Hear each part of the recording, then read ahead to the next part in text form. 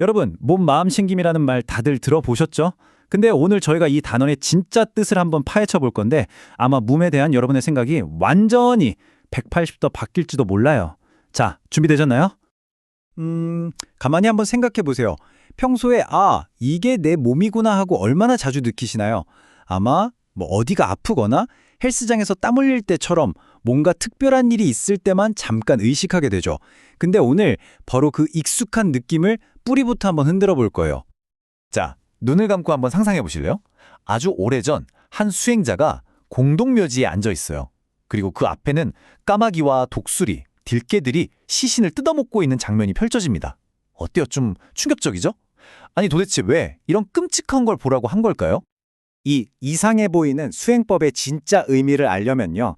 우리가 꼭 해야 할 게 있어요. 바로 이 가르침에 쓰인 핵심 단어들을 다시 번역해 보는 겁니다.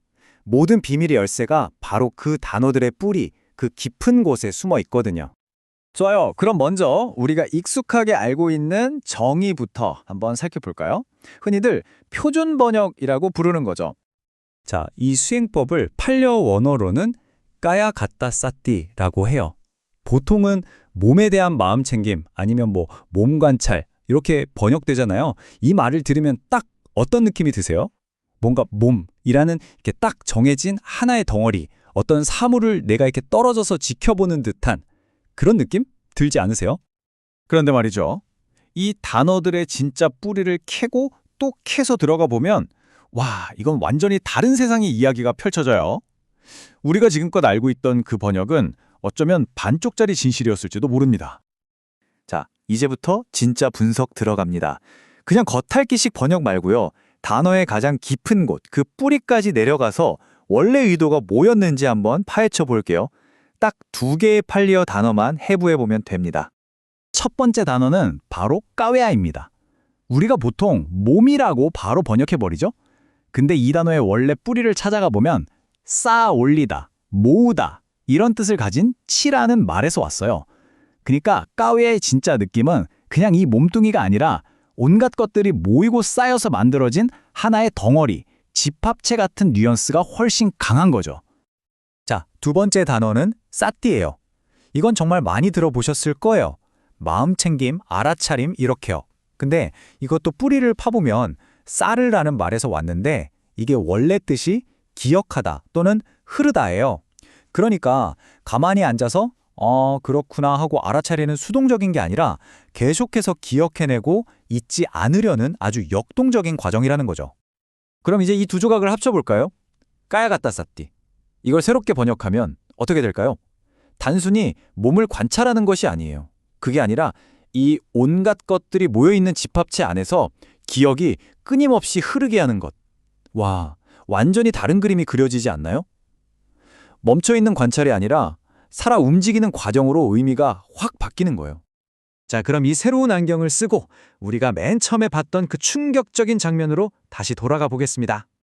경전을 보면요, 시신이 분해되는 과정을 정말 놀랄 만큼 자세하게 묘사해요.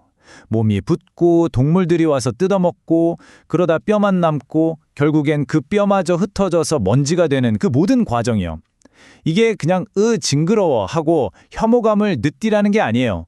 한때 몸이라고 불렸던 그 집합체가 아주 객관적인 물리 법칙에 따라서 어떻게 다시 해체되는지 그 과정을 똑똑히 보라는 거죠. 그리고 바로 거기서 핵심적인 깨달음이 오는 겁니다. 지금 살아있는 내 몸, 이 집합체도 결국엔 저것과 똑같은 길을 가겠구나. 똑같은 자연 법칙 아래 있구나. 이 운명을 피해갈 수는 없겠구나. 이걸 머리로 아는 게 아니라 아주 생생하게 온몸으로 기억해내는 거예요. 자, 지금까지는 좀 어두운 이미지를 봤죠? 이제 분위기를 확 바꿔서 가장 숭고하고 기쁨이 가득한 상태로 가보겠습니다. 놀랍게도 우리가 방금 발견한 이 새로운 번역이 이런 심오한 기쁨의 상태를 설명하는 데에도 정말 기가 막히게 들어맞거든요. 경전에서 첫 번째 깊은 희열의 상태를 정말 멋진 비유로 설명하는데요. 마치 숙련된 목욕관리사가 목욕가루에 물을 부어서 반죽을 만들 때 그 물기가 반죽 속으로 완전히 스며들어서 밖으로 한 방울도 새어나가지 않는 것처럼요. 기쁨과 행복이 내 몸이라는 집합체, 구석구석을 그렇게 꽉 채우는 거예요. 그 충만함을 계속해서 기억하는 거죠. 두 번째 상태는 여기서 한 단계 더 깊어져요. 이제는 밖에서 뭐가 주어져서 깊은 게 아니라 이 집합체 안에서 기쁨이 저절로 솟아나는 거예요. 마치 땅속 깊은 곳에서 시원한 샘물이 끊임없이 퐁퐁 솟아나는 것처럼요. 마르지 않는 셈이죠. 세 번째 상태는 아름다운 연꽃에 비유돼요. 아주 은은하고 평화로운 행복감이. 마치 물속에서 자라는 연꽃이 뿌리부터 저 꼭대기, 꽃잎 끝까지 시원한 물기를 머금고 있듯이 내 존재의 모든 부분을 아주 부드럽게 적시고 채우는 그런 상태예요.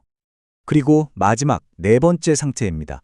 이건 마치 머리부터 발끝까지 깨끗하고 하얀 천으로 온몸을 감싼 것처럼 완벽하게 고요하고 순수한 평온함이 이 집합체 전체를 단 한 틈도 없이 감싸고 있는 상태. 완전한 평정심, 바로 그 자체입니다.